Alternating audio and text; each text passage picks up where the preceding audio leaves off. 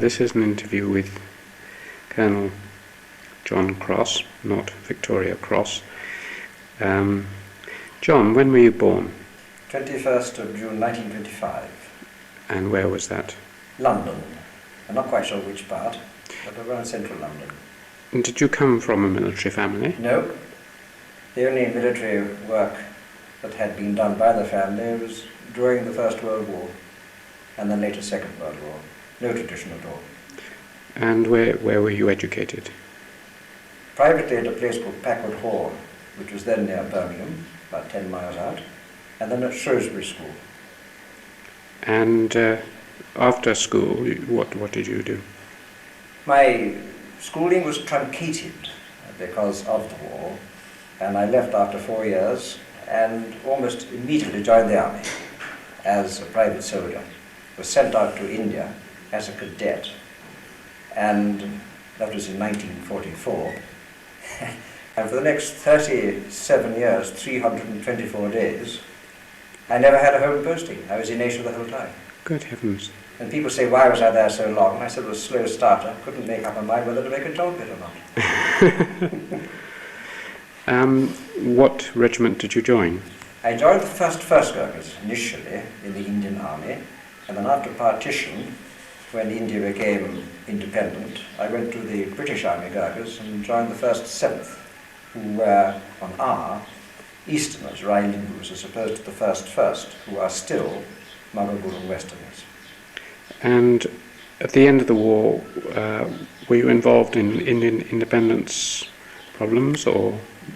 Yes, to a considerable degree, although in fact, at independence on the 15th of August 1947, I was in what later became Pakistan. We were tribal territory, and we were the buffer zone between what became Pakistan, or what was the northwest frontier, and Afghanistan. And the hills from our camp marking Afghanistan were as far from here as any of the mountains ringing the Poker Valley. Can you remember presumably when you first joined a Gurkha regiment, you knew very little about Gurkhas, or? I knew nothing at all about them. Do you have any recollection of your first impressions when you met them? Yes. I found them the most fascinating people. They were shorter then, I believe, than they are today.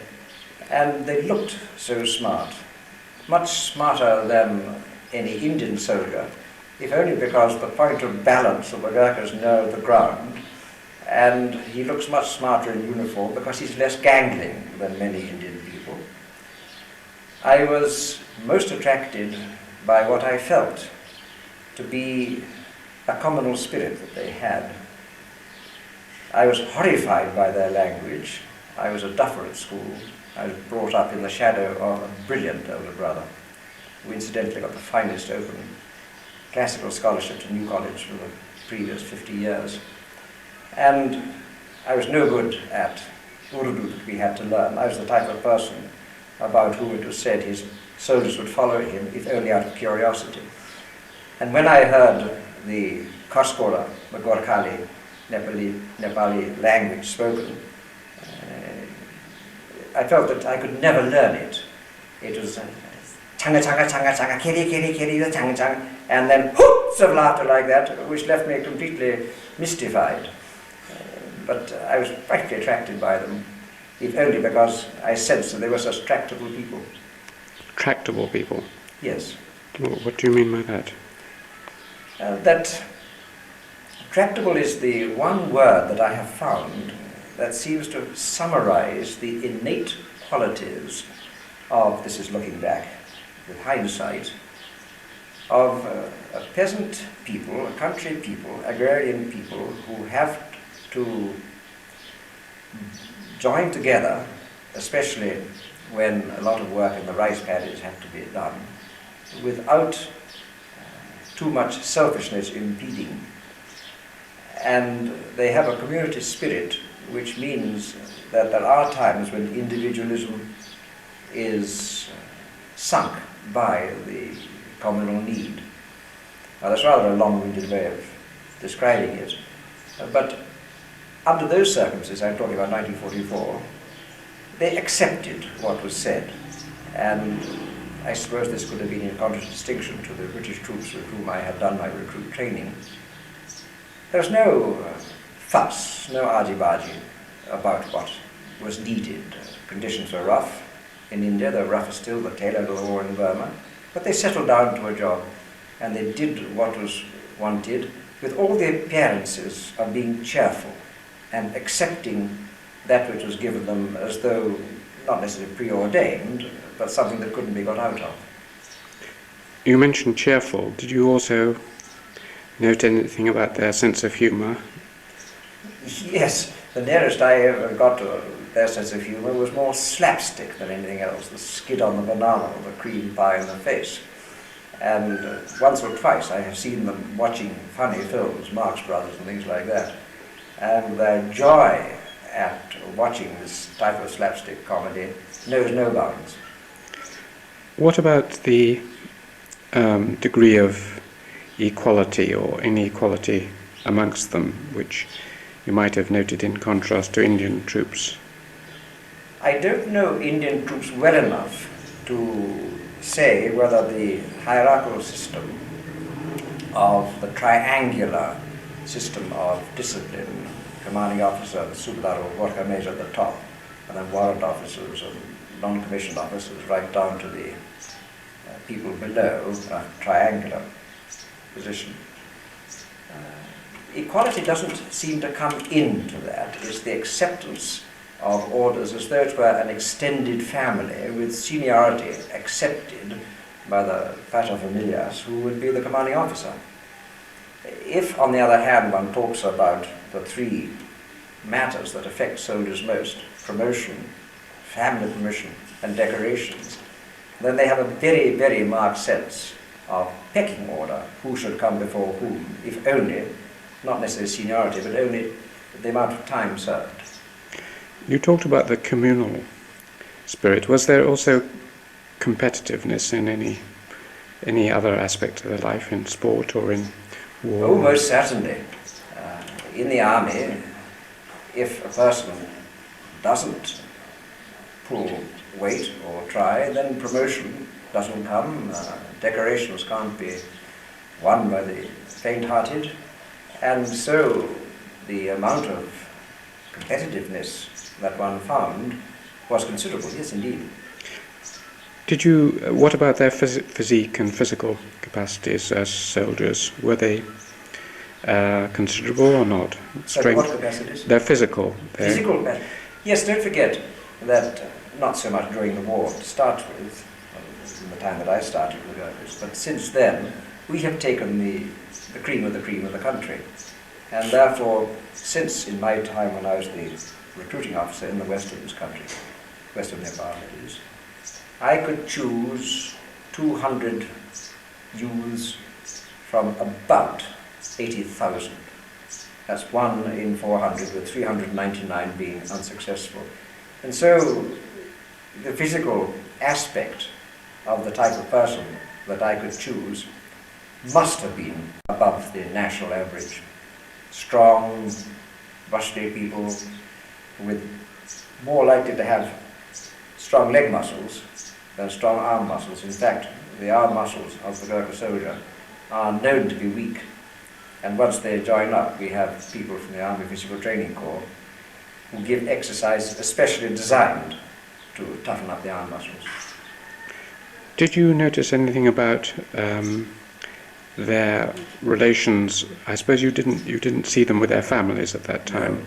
No, the first time I ever saw any of the wives or children, having joined at the end of 1944, was in January 1948, which is 4 years later. And especially in the army, as opposed to a village, we were regimented to a great degree. And of course, that coincided with just before the start of the Macfarlane emergency. And I was out in the jungle most of the time, and therefore had far less opportunity to get to know the families than might otherwise have been the case. And when you did meet them with their families, did you form any impressions of the relations between the men and the women and their children? Yes, I reckoned that the husband, as far as a casual observer is concerned, was the dominant partner of the two. Now, what went on behind the scenes, of course, I had no idea then. No. And they seemed to love their children, and there was never any suspicion of nastiness or unkindness or taking them for granted, and overall I was very impressed. When did you first visit Nepal? I first visited it mid-February 1947, and the roads were not made then. We had to walk from Limpedi up to Thankot. I went with a friend of mine called Peter Prentice, and I reckon that he and I were the 126th and 127th European to visit the valley in the last 151 years. I think 1793. I'm in 47, so it would be 153 years, wouldn't it? Well, that gives you a unique perspective, particularly since you've lived here a lot since then. It's a huge question, but if you had to name 3 or 4 of the most noticeable changes, or a few of the most noticeable changes between 1947 and 1991, what would you select? Almost impossible, I know. But I would select mentally a change of mind, a change of values, and I put that down to the Indian influence that has become much more widespread in Nepal since the opening up of the roads, and there has been a subsequent degrading of honesty. And make no bones about it, I say to the Nepalese, and they ask me just the same question, Colonel Sahab, what has happened in the last 20 years? I say, you fellows have become a nation of thieves and liars. You never were before. And they said, yes, it's the only way we can keep our heads up against the Indians. True or false, that's what they say. Also, they are bigger people than before, as far as I can remember. That is, physically, they are become taller and very often more hirsute than had been the case before, unless my memory plays me tricks. Of course, the country having opened up with roads and more recently aircraft, and the media that have intruded into their lives, television, video, radios, have all given them much more chance of knowing what happens outside their villages, and this seems to me to have given them a sense of bemusement, if that's such a word as that. They're bemused by the amount of stuff that's chucked at them.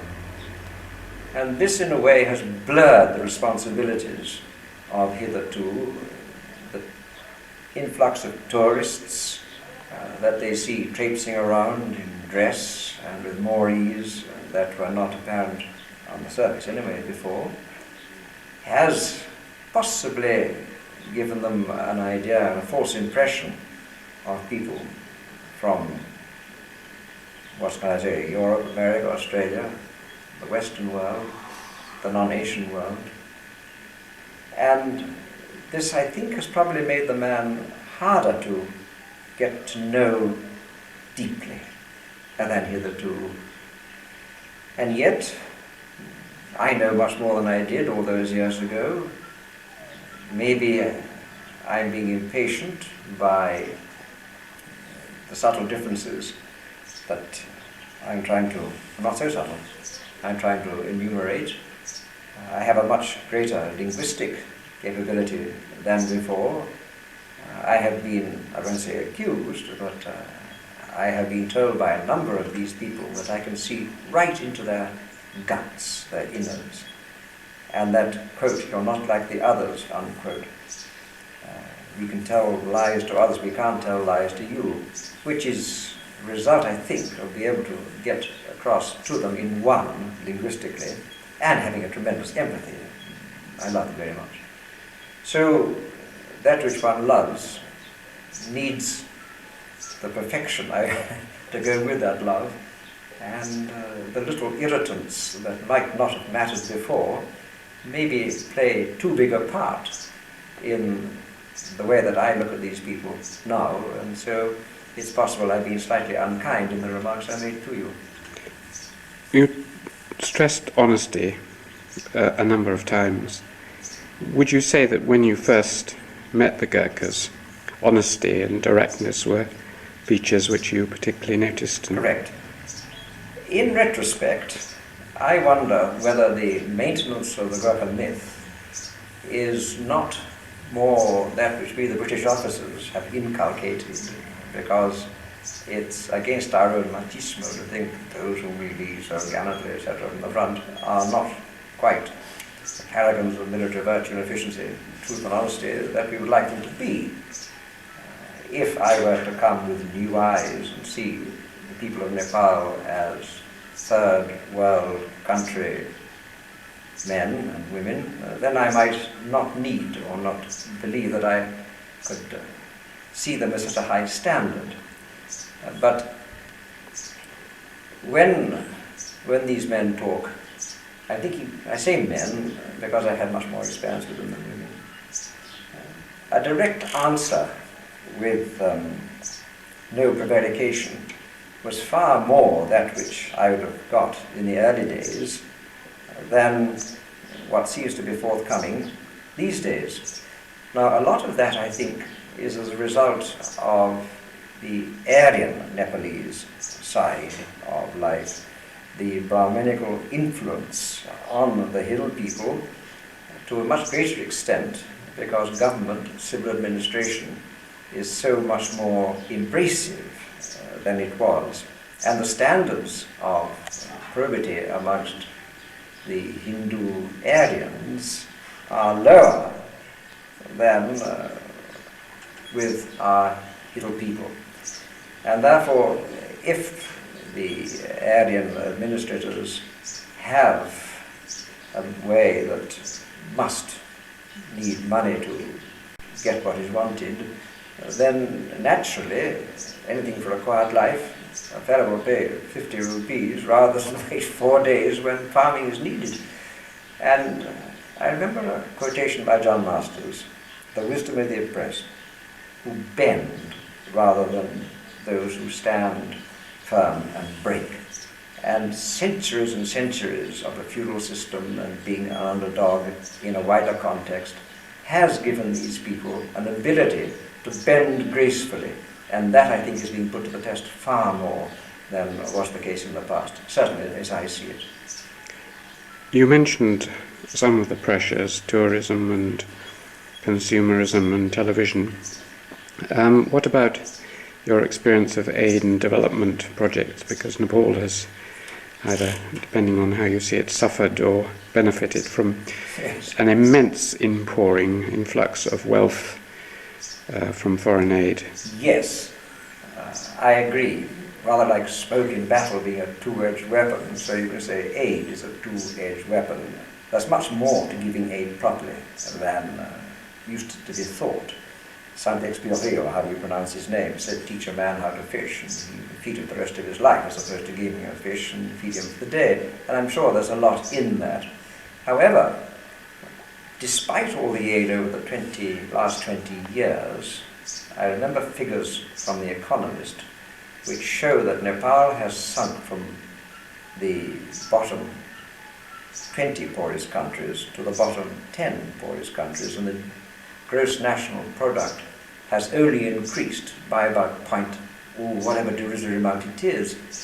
So therefore, that which could have happened, to the extent that it could have happened, has not happened. Yet, even so, the ability to have bridges instead of no bridges, to have schools instead of no schools, to have irrigation that would come as a matter of course rather than a matter of the Almighty, to have potable water on tap, standpipe, and having to go to great lengths and great distances to get water, can only have a beneficial effect, I'm sure. You are one of the very few outsiders who have been given permission to live in Nepal. What made you decide to do so? A combination of circumstances.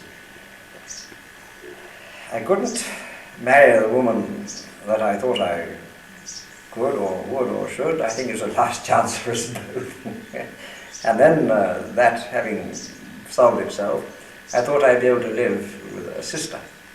And she went and got herself killed. Just about the same time I started losing my eyesight.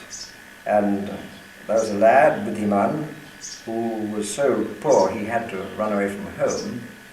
His father died when Buddhiman was 13, and he looked after his family as best he could for about 5 years.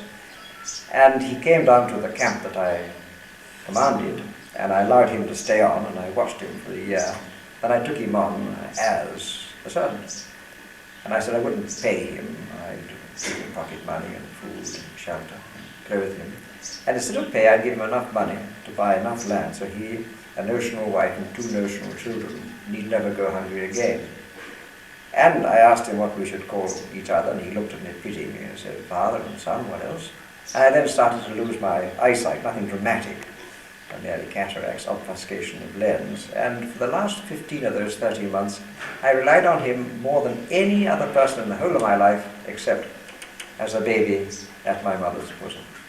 And having got cured, I felt that the only way I could get the security was by living with him and by then his family, because the doctor had said get hit on the head and you'll be blind for life. And I'd far rather live out here with pure, genuine love than in an institution for the blind or maimed in the United Kingdom, despite that latter having a far higher standard of creature comforts than the former. You've mentioned the word love several times. Would you say that one of the things you noticed was a difference in the closeness or the degree of involvement which the Gurungs and other hill people have with each other and with someone like yourself who can speak the language? Is it a difference of depth or immediacy from what you would experience, say, in an English village or town? Oh, certainly, no question at all.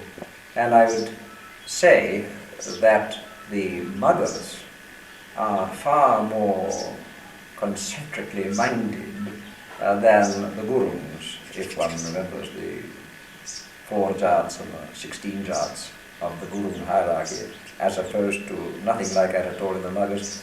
The Muggers seem to radiate less, how can I describe this properly, less differences within the whole than do the Gurus. But, that having been said, I don't think I've ever been turned away or unloved by any Mugger or Guru, and it is something that I cherish more than anything else in the world, to be accepted as I am. I never feel that I'm foreign, I never feel that I've a different skin colour. I've got a longer nose and less hair than the rest of them have. And I feel entirely integrated. I go to England when I have to, I put on my English shoes and I'm an Englishman, but after 6 weeks I yearn for this place, and I come back, I put on my Nepalese shoes, and again I'm part of the extended family, and the intimate family too, as far as my own family is concerned. When you go up into a hill village or Buddhiman's village or one of the Gurung villages, could you describe very briefly what you see and what impressions you have of it? Yes. I am always taken by the compactness of the physical dwellings, the immediate warmth and response of people, more now so because they know me, the hospitality that might even cripple some of them being given so unstintingly. Now that I'm known much more than hitherto, the fact that the eyes do trouble me, and if I don't have an early bed, then I can't wear contacts the following morning. That is always accepted. I'm never pressed to take more than I need to eat. I'm never pressed to drink. I'm a complete non-drinker, a big teetotaler, non-smoker. And the fun and games and the parties that do happen from time to time are even put on earlier so that I can be dragged out and made to dance and sing, with never an undercurrent of any animosity or nastiness at all. As far as hospitality is concerned, at times I wish they wouldn't. And the old dears say, I suppose you haven't, it's not good, I haven't cooked you properly. And I produce a little Marie which says, oh mother, or oh granny, or oh whomsoever, I have 100 visits, 100 houses I have to go to, but only one stomach. But once I've been initiated in a particular Gurung family, with water on the head and yellow ribbons around the neck and drinking milk the wrong way around, as it were, from the cup, it's as though a light is turned on in every face, and it is remarkable. That I will never forget, the number of times this happened, not all that many times. But the removal of the glass curtain, as it were, between myself and them is so patently obvious, and from then on I can go to that house and accept and be accepted as though I were part of the intimate family. And nowhere else have I discovered this. I haven't been initiated into a Magara household. I have been accepted by a family of Kathmandu Newars as a family, part of the family, the family figure, father figure rather, and they are extremely nice, but I'm not a town man. I'm accepted entirely what I do, but it hasn't got the intimacy that I have found in the Gurung houses around here. How much time have you actually spent in villages around Pokhara? Not nearly as much as you have in a concentrated way, that I have to say. But I suppose, answering opaquely, I have walked 10,000 miles in this country, at least. And therefore, as there are only so many weeks in the year, etc., by definition, I have spent probably more time walking than I have in any one village. And it is only in Buddhiman's village, no, I beg your pardon, it is chiefly in Buddhiman's village that I can relate to the type of question you are asking, to the depth of intensity that I want to give. There are other villages, Buddhiman's relations, other members of the family, other branches of the family where I have been accepted as, indeed, I have been in Buddhiman's village. So I think, I'm afraid I have to say, you know more about that than do I. It's often or sometimes said that people in societies such as Nepal who lose many children in early infancy and people seem to die more frequently, as a result protect themselves by cutting themselves off, by not feeling deeply towards children and infants and each other. I don't know if you've ever heard this view, and No. Now that you have, whether you have any comments on it. I'm surprised. I'm very surprised. The protection that a family needs is personified in the family being kept as, I don't like to use the word pure, but as strong as possible.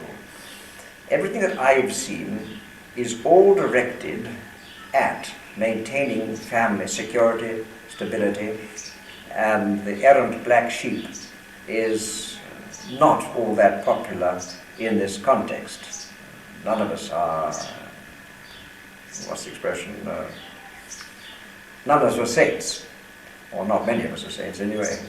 And the majority of the love and concern, husband and wife, father-in-law, daughter-in-law, is much more marked than with our gurus, to the extent that a Brahman wife will look older quicker than a Gurun wife, that much more is expected of her than of a Gurun wife, for instance, to oil completely the bodies of her mother and father-in-law every night before she can get to bed, which I don't believe our fellows do. If they do, I haven't heard about it.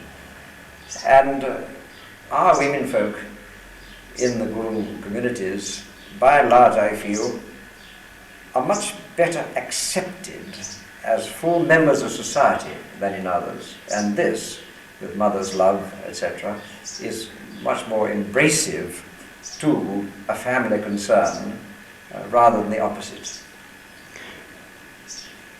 The obverse or reverse of love is, I suppose, hate or aggression and anger. It's often, I suppose, assumed by people who have heard of the martial reputation of the Gurkhas that in war they're well known to be very fierce, and some people who know nothing about armies assume that fierceness is associated with aggressiveness. Having seen them both in war and in their villages, how would you assess the degree of aggressiveness or of their character? I think that one of the opposites of love is apathy. And I also believe that much of the myth of aggression is myth that the British officer has inculcated, maybe for his own ego. Not all Gurkhas are brave, but the bravery of a few subsumes the not so much bravery of the many. It's quite wrong to say that the Gurkhas are fearless, very fearful, but they're more fearful of the fear of fear than probably of the enemy's bullets. Time and time again I've heard them say, well, till the shooting starts, we've been afraid, we don't know what it's all about. But as soon as the shooting starts, it's rather like an afternoon's fun fair, and they enjoy it. But the question of being fierce, I believe, is only manifested when too much drink has been taken and when anger is uncontrollable. There is a Nepalese proverb which says, particularly about the hill people, they call them Gorkhas, and Gorkhas' anger never happens, but when it does, it is unable to be measured. And so, when they are angry, all those characteristics of red eyes in battle, going straight to the enemy and not coming back until a head or a pair of ears or something have been brought back, is manifest in the family, but I think that conditions have to be most unusual for the person himself or herself, slightly unbalanced, for anything like that to happen. No, the Gurkha's reputation for fierceness, I think, is out of proportion to the extent that so few people can show fierceness for any more than flashes of time. And therefore the majority of the time one is not fierce. And therefore, again, if the Gurkha is not, or the Gurung is not particularly showing deep love in the family, and very often outside the house is most undemonstrative, then it merely shows that he particularly doesn't wear his heart on his sleeve, rather than the opposite of love, which in this context I believe is apathy. Have you ever seen in your travels or in villages any acts of wanton cruelty? No. I've heard acts of wanton thoughtlessness resulting in wanton cruelty, but cruelty for the sake of cruelty, none come to mind.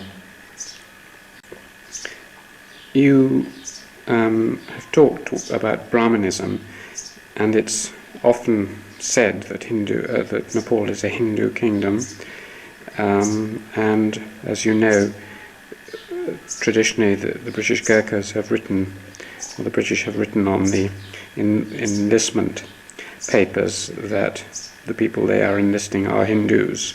This was automatically written down, and also that they have, without much thought, assigned each regiment Brahmin priests. How would you describe the religious system of the hill peoples as you've encountered it? Would you call it Brahmanism or? No. I think the reason that it was Hindu rather than anything else was, as a Hindu kingdom, it was politically expedient to put it in, and it could have come from lack of knowledge rather than any religious arrogance. The figure that I've always been quoted is an 80-20 ratio of Hindu to Brahmanism to Buddhism, but you know that is not so. The Muslim ingredient in the country is increasing, Christianity is increasing to an extent, and also what is known, I think Messerschmitt calls it the third religion, the animism or Lamaism, call it by what you will, is much more apparent in the villages than out of the villages. Buddhiman will say that he is a Hindu because the country is Hindu, but he's a Buddhist because his family comes from that sect, and he's a Pugilama. And he will question the fact that a Buddhist will observe Dasara and Diwali when they're not Buddhist festivals at all. And so many of the religious ceremonies, the Hindu religious ceremonies that our men will undergo, are undergone not necessarily from a religious point of view, but a cultural point of view, and I think there's a difference.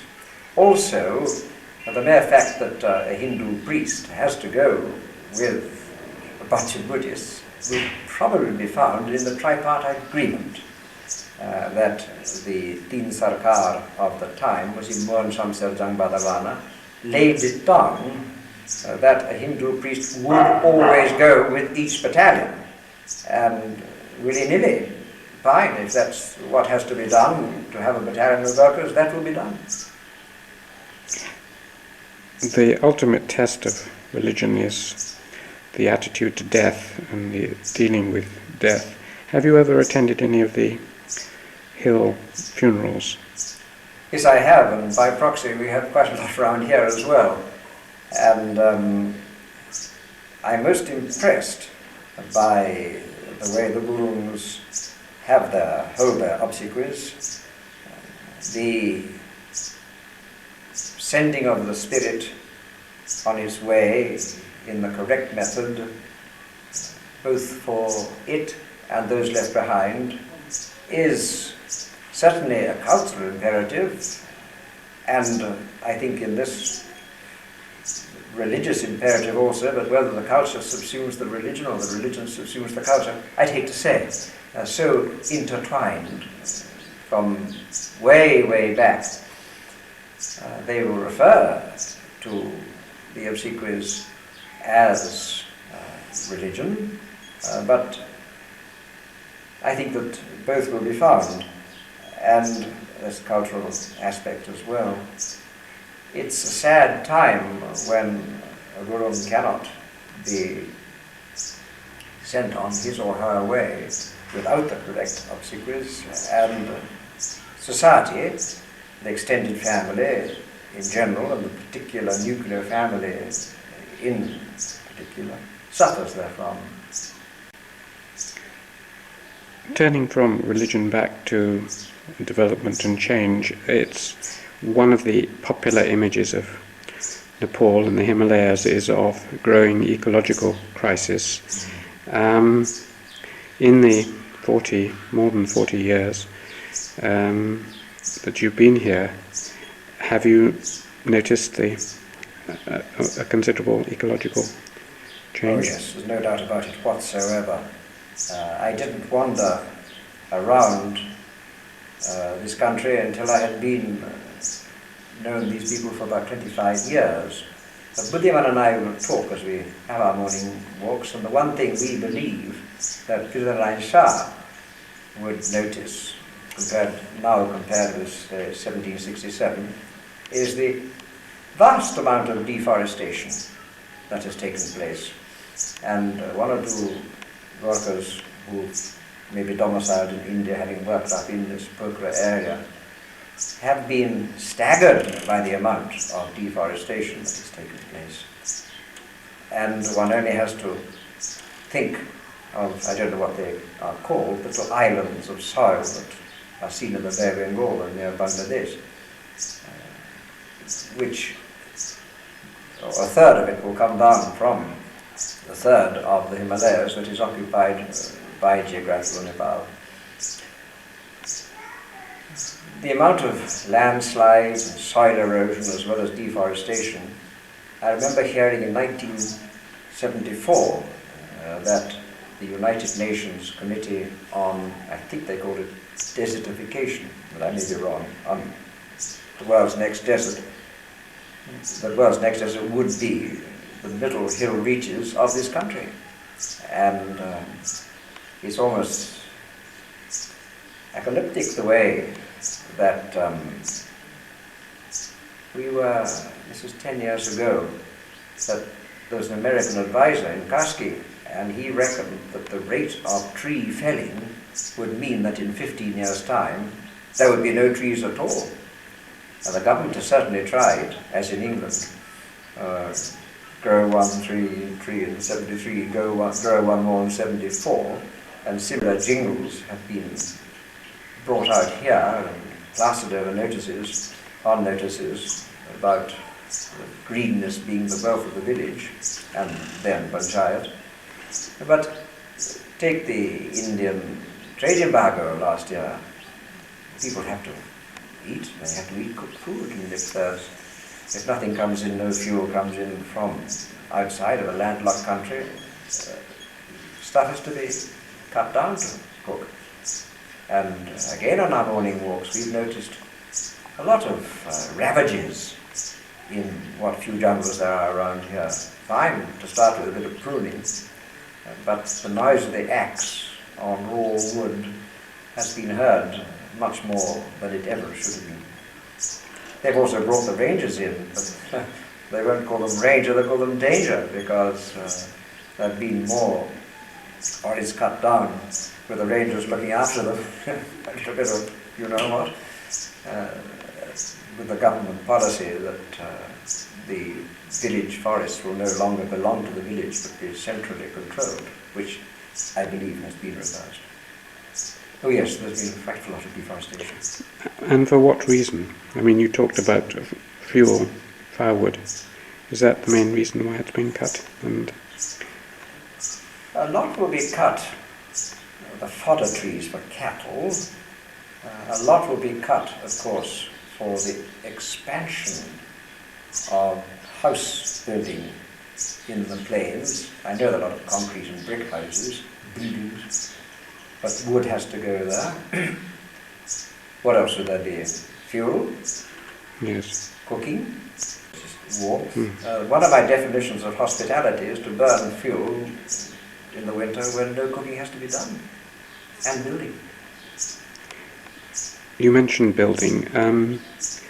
Have you noticed, certainly 20 years ago, the tradition was for Gurkhas to serve abroad and bring their pensions back and then retire up into the hill villages. Have you noticed this changing in the last 20 years? Oh yes, there's been a great draw down to the towns in the valleys. Kathmandu is an attraction, Pokhara is an attraction, and of course to the Terai towns and the rice bowl of Nepal. And this is obvious. We give the workers a taste of running water and electricity, and we teach them to accept these and think big, and it's not in the nature of us humans to think small unless we really have to. The British Army is not in the business of teaching them how to think small, and the majority of serving soldiers now realize that their parents pulled back in the rat race advancement because they were not versed, they didn't have a particularly good education, certainly their grandparents, and therefore the key to success these days is to get education. It's unfortunate though, as I see it, that the water of the wells of Nepalese education has been very badly poisoned by the influence from Bihar and West Bengal. In what way? The way that there was a lot of social disorder in 46 and 47 in Calcutta, and the thought that the only way that the British had managed to stay on in India was disadvantageous. No advantages were seen at all of bureaucracy, roads, railways, and business they weren't looked at all. And it is unfortunate that Calcutta and Bihar, Orissa, have had a lot of this anti-West communism type feeling, and the place where the Nepalese communists would run away, Patna, has as a university a reputation for redness and student unrest, etc., probably over and above those in many other places. And when the university, the Timurwan University, was set up in 56, 57, it's about 30, how long ago is it now, 25, 26, 27 years, the 16 professors who started as founder members of the university here were all from Patna. And in Pokhara, until recently, we had Who was from Patna? Yes, and Buddhiman has said that if he wasn't friends with the English, excuse you being a Scot, that he would have accepted that all Englishmen were Bible and sword type people, and he wouldn't have been friendly with the English at all. And it's most sad to me and surprising that the cult hero on the Pokhara, one of the Pokhara campuses, the Pinarayan campus, is Subhash Chandra Bose, who, by our idiom, was the biggest traitor of all the Indian National Army, the JIFs, the Japanese inspired forces of World War II, and one of the major, let me get this right, either Delhi, Bombay or Calcutta, is going to have its aerodrome, its airport, name changed to Subhash Chandra Bose.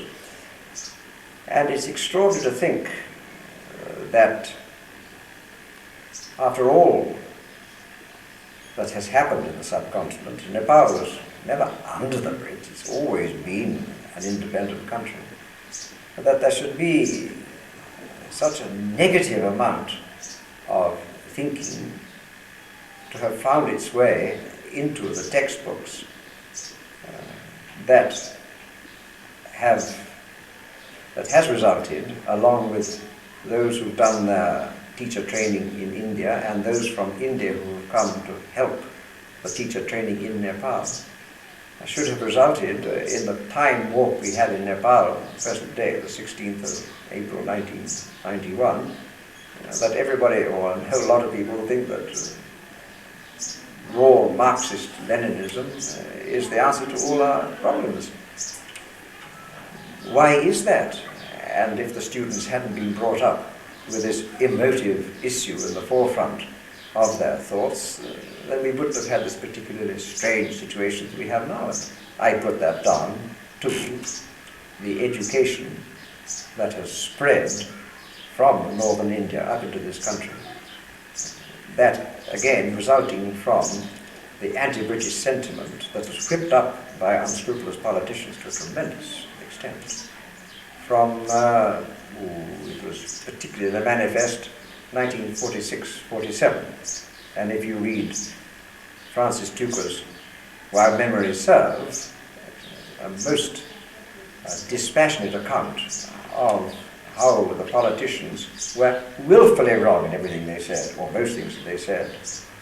I've come across this also, I'm afraid this is a bit of a tangent, but when I was in North Vietnam, it was Vietnam, then in Hanoi, the first British soldier to get there in 21 and a half years, and this would be very late 1975, I saw the Chinese attaché, and he said, whatever we say out loud through the media, we actually want the Americans to stay in Thailand because we don't want the Russians there, but of course we can't say that out loud.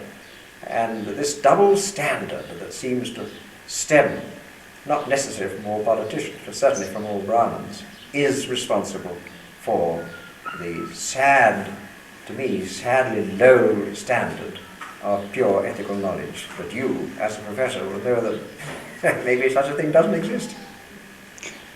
Have you any views? You're talking from the top at the university level, at the level of the middle schools and up to the 10th class and so on. If one walks around Pokhara, one of the most striking features is the vast multitudes of blue and blue uniformed girls and boys walking up and down the streets going to school. Do you think, have you any views on the educational system at that level in Pokhara? Yes, I have. One of my jobs some years ago was to visit 40 high schools, which in parenthesis are not high schools because in Nepali they are middle schools, to see where we, with Canadian funding and British government funding and private funding, welfare funding, could help. And I've had quite a lot of experience with these schools. I'm a member of a school board both in Pokhara and in Kathmandu. And one difficulty in the spread of education, which linked with what I said earlier on, the parents didn't have it and therefore their children must. Education is looked at as an open sesame to future enhancement, but the quality of teaching and the old-fashioned syllabi from which the curricula are produced and the poverty of the school buildings as opposed to their paucity have all produced a system that doesn't answer the problems that need to be answered. And it would be in about, it's 5 years from the middle 70s, early 70s, when the Nepalese educational system was completely revamped. The educational minister was a Muslim, a Nepali Muslim, and as soon as he revamped the system, he sent his children overseas to be educated. And the best of American, British, and Filipino education was taken. And a certain amount of extracurricular work was introduced to try and keep people back in the villages and not to go to the towns that were paved in gold.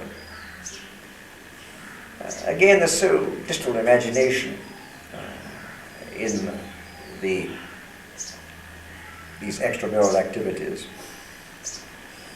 Up in parts of very high places where there are schools, one or two, I found instead of having animal husbandry or a certain amount of horticulture or tree culture, the boys were taught how to keep bookkeeping and the girls how to typewrite. Well, there weren't typewriters and there were no books to be kept. And over the years, there has been controversy about whether the medium should be English or Nepali, and English is wanted, and this has resulted in a whole lot of private schools being set up. English is taught, so they're called international, and the code word for private school is boarding, although very often people don't board there. Buddhiman he went to a government school 5.5 years after he His father had died and he stopped going to a school in the village. And he was in a class of 80 because no one could be stopped, there's no control. And how can you teach people in a class of 80? Now the authorities have realized that the present system is wrong. It's built around the Indian method of having sixth form as an intermediate degree range. And a lot of the hotheads are to be found in campuses where they're not well known. They're not known as well, obviously, as they are in the villages. And they say we're like candles until we get to class 10, we're stiff and unlit, and then we become lit and we become alive in the campus, and then when we leave the campus and become married, we are nothing but a burnt-out candle. And of course the candle's lost its shape by then. However, now people are trying to get away from the intermediate level of education on the places, and they're starting a scheme called 10+2. In other words, to make certain selected schools into places where up to sixth form education is taught. The new government, whenever it comes in, will have as one of its the revamping of the educational system that has been seen as a failure by the Nepalese themselves. I put out an idea that the middle school, that we now call high school, should merely have up to class 8. And there should be centres of class 9 and 10 up to school certificate level, that is not far off your O level, and then in that same school, that same centre, 9 and 10 to take up to their A levels, and then go to the campus if a BA or MA is the target of the student. Now, that has found favour in certain local places. I mean, I haven't been under Kathmandu to talk to the ministry, I'd like to. But the reason that you are finding so many schools is not only commercial, but the increase in population and the never finishing requirement for education is at the back of it. Also, a lot of the girls are studying because they'd far rather, these days, be educated and have the possibility of a job, even though it means no marriage or a later marriage, than to marry young with a person possibly not to the girl's choice. One of the main difficulties is education. Another is medicine and health care. Nepal has probably one of the lowest ratios of doctors to patients in the world and one of the lowest expenditures on medical care in the world. Have you noticed any changes, and have you any comments on that field? Well, we've got health posts that have proliferated over the last decade, but many of the people have no faith in the medicines. They say it comes from made in India, and they think that the medicines that come are of a low quality. If they can get foreign medicines, Thai medicines, Chinese medicines, British medicines, American medicines, that will be the choice rather than the local medicines. So much trouble comes from the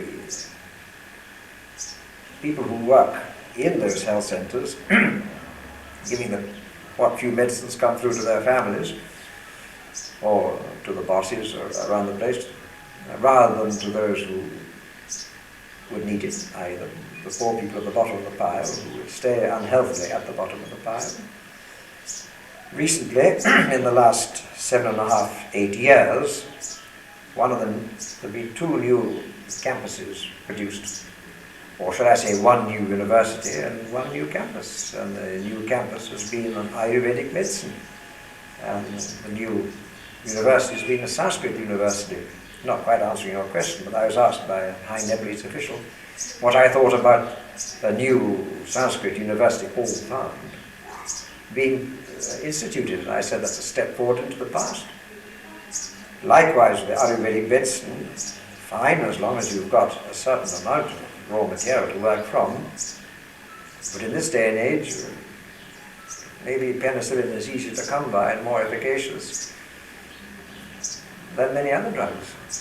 No, I'm saddened by the amount, the paucity of the medical facilities, and I'm even more saddened by the uncaring attitude of those who administer these medicines. Now you've got the road to the Poker Hospital. Where do they throw away their old bandages, their blood-stained bandages and swabs? Outside, on the ground, and the cows and the crows come and look at it, and we walk through it. And one of the lads who came to see me got very ill, and I and another man took him to hospital, and I was busy, and the fellow who helped me wasn't too happy himself, health-wise, and he had a job to do. And the sister said to me, "Which one of you are going to stay with him, this ill man?" I said, "You're the one wearing the white sari, not I. I don't wear it, nor does this fellow." And what happened? We left, and the lad was left entirely alone until my friend went back a couple of days later. He tried to go and spend a penny. During that time, he'd fallen onto the floor in a faint. He was there for a couple of hours until someone for another bed took pity on him and put him back. Eventually we got him out of hospital, and I personally took him to the house with him under the village with his family. And I washed him down, and there he was. He hadn't had a wash in 4 days. He had a temperature of 105 or something. We thought he had to die. Well, if you've got the mindset that people aren't worth saving because, for whatever reason, the Brahmanism, the Brahmanical influence in this country gives you first, second, third, and fourth, 11 citizens. It doesn't matter how much medicine you put into the medical centres in the villages, you're not going to get any appreciable end result. You've noticed this influence in education and in religion and in medicine. What about in administration and bureaucracy?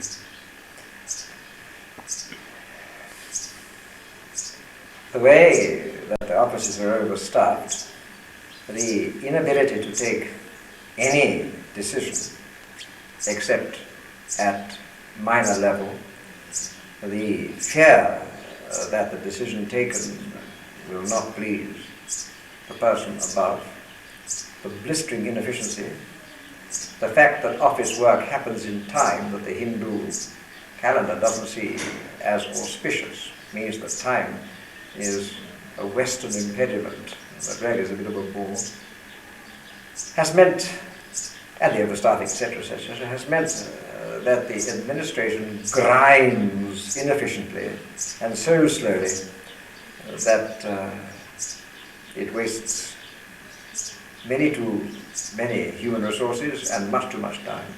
For instance, we go to the office, you've got something to do, you've got to go back farming. Who are you? I'm a guru. Come tomorrow. Come tomorrow. Come tomorrow. 3 or 4 days, up to a fortnight. And you don't pay a little bit to the pew. When your bit of paper eventually gets to the top, then someone comes along and pays some money, and that your thing goes to the bottom. And you either got to pay a little something for the pew and actually to put the bit of paper in front of master's eyes, or you lose out in the mountains because the season for farming, whatever phase of farming there is, will soon be over. And even though when the king himself last year said 100 functionaries will go into the country and make the proof of citizenship papers for those who haven't been able to get them. It didn't matter very often whether the poor people said their names were whatever. The functionary put the wrong name, and the man or the woman would remonstrate and say, "That's not my name, it's bad luck, there it is, we can't change it." Well, that's not to get them top of the pops decision, the first level of efficiency. Which is registration for citizenship relates obviously to the political situation.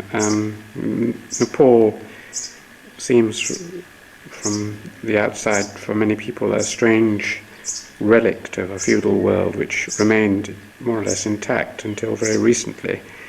now the great cry is for democracy. Have you any views on the difficulties of making a rapid switch from a system in which a small group controlled the whole political system to one where there was party politics? Immense difficulties. There's no tradition of making a mind up politically. Now, we in Britain have our difficulties. We've been playing at this for so long. India has had party politics for 46 years, and human sacrifices, or however many years, human sacrifices must be paid with monotonous regularity. Here, the whole concept of a free vote is foreign. You've seen the various flags outside the houses denoting what the head of the house thinks. And it's looked at askance if a son doesn't think the same politically as the father does. No, the multi-party system had to come. It came too late, and it didn't come before it did, because when it was tried before, people didn't take it in the spirit that would generate efficiency. It was looked at more as getting into a position for enrichment and advantages, i.e. the personal good, then the country's good. Now, Nepal is not the only place where that happens. Senate committees in America will point out where many people have not had anyone's interest at heart except maybe the local sectional interest in the person himself or herself. But you've got to start somewhere. It takes time. And a lot of time has got to elapse before the Nepalese understand politics. I mean, for instance, how many generations of having traffic in a country will inculcate into a child so that he or she doesn't run across the road or regard the road as his or her own. And a lot of what we're seeing results from the negative aspect of an absolute monarchy, where only personal fawning and toadying got a person at the top. And what you and I might call a bribe is part and parcel. Because part and parcel of life, you see, in the Brahmanical structure, the Brahman has 4 perks, inalienable rights, and one is money. And that means that 10% or 1% cut of the budget is the Brahman's right. And if somebody else gives the fellow some money, that's his right. And if the civil law says no, it doesn't matter, because it is a religious right. And another of his basic 4 rights is salvation. You get excused, no matter what he does when he's finished, he'll get excused. So as long as you've got the dead weight of Brahmanism and the thought that the elite are privileged to have position and wealth, then the whole concept of a multi-party democracy where each man and woman's vote gives him and her an intrinsic level rather than an instrumental level of sameness, then it's bound to take time before what you and I know as a multi-party democracy, one person, one vote, etc., can reach the standard of where we're used to it, i.e. in Britain. And I think that although the multi-party system this time came in later than it might have done, and much of the unhappiness that led up to the introduction could have been avoided had wiser counsels been listened to at the top, the fact is that it is here now. The Constitution allows it, and the police and the army are taking a back seat where hitherto they would not have done. And how long does it take to get out of a feudal system, especially from an absolute monarchy, to parliamentary democracy, where not only are we bound by the Hindu holy book Manusmriti, which lays down the laws, of how the caste system works, which the King's Court is, on which the King's Court is based even today. With the strange the strange educational ideas that have seeped through from a part of India where the love-hate relationship and the two standards of the double tongue play such a large part. You're starting 2 or 3 paces behind everywhere else, 20, 30 paces behind everywhere else. And you've got to get over these last fruitless 3 decades. These last fruitless 3 decades. And if you were to ask me this question in 30 years' time, God willing we're both alive, I can say, now we're back to where we could have started had we not had a partyless system over the last 30 years. One, you've talked about bribery and corruption. Another very noticeable element in many third world countries is personal connection, patronage. I think the Nepali phrase is afno manche. I may be wrong.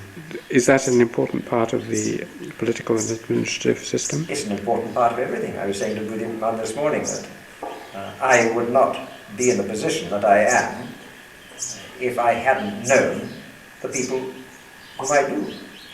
And it doesn't matter who will take over the government of this country afterwards, the Nepalese are Nepalese are Nepalese.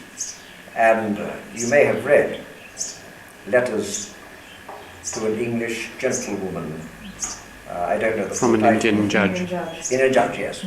Well, that would say that to work against the family is the worst thing that any Indian can do, and we are part of the Indian subcontinent as far as that's concerned. And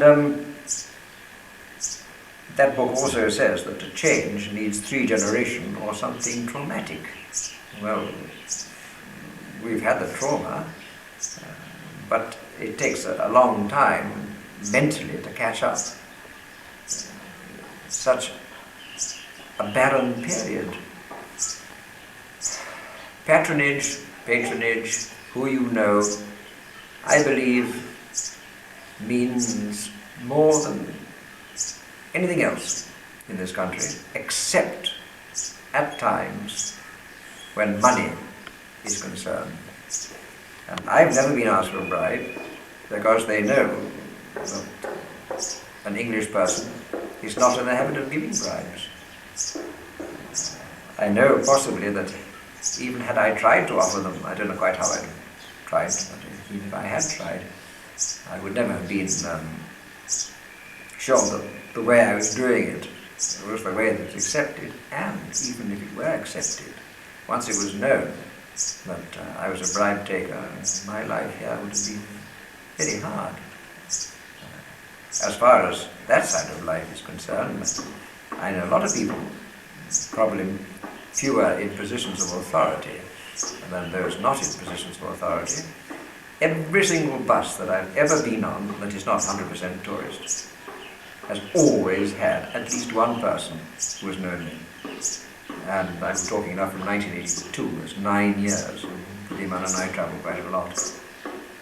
No, to know a person is most important. There are several things, 3 or 4 things that are difficult in this country. First is to buy land cleanly, that is without any lawsuit hanging on to any purchase. The second thing is to marry someone with whom you can live the rest of your life with. Third is known as the right connection. The person who stands at the door is how they will mention it, how they describe it. The right connection. And the fourth, that neither God nor the king can do, is to make a person understand what is needed once that person's feelings have been hurt. Very nice. John, finally on the autobiographical note, you started off saying that you were not good at languages, but you have mastered how many Asian languages? 9. 9, and many of them very difficult indeed. You have also written a number of books. You have had a very distinguished military career. You've recruited many hundreds, if not thousands, of Gurkha troops. 2,149. And you have achieved the miracle of being absorbed into a Gurung family, of which the representatives are now on film. If you had to single out one or two things for which you would like to be best remembered in the future, when this film is shown in 1,000 years' time, what would you say?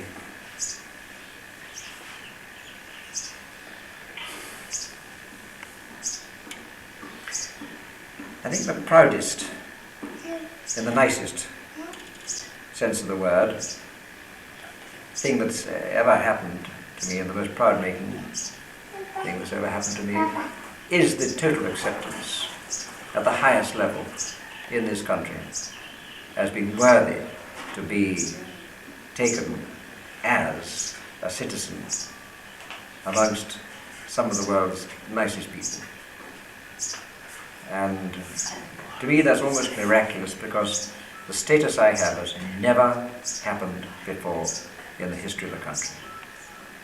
And I think the second one, I may forget this when I've said it, is that I am unconventional enough to be eccentric enough to be regarded as different from everyone else or most other people, and that has, in Asia certainly, not only in Nepal, is taken as having an inner strength that many others haven't. I'm not saying that I'm full of inner strength, I'm probably as big a coward as the next person, but there's something there. Where it came from, I cannot say. That has given me, a mere nobody, almost a charmed life of miraculous proportions, and I'm ever grateful for that. Colonel John Cross, thank you very much indeed. My pleasure.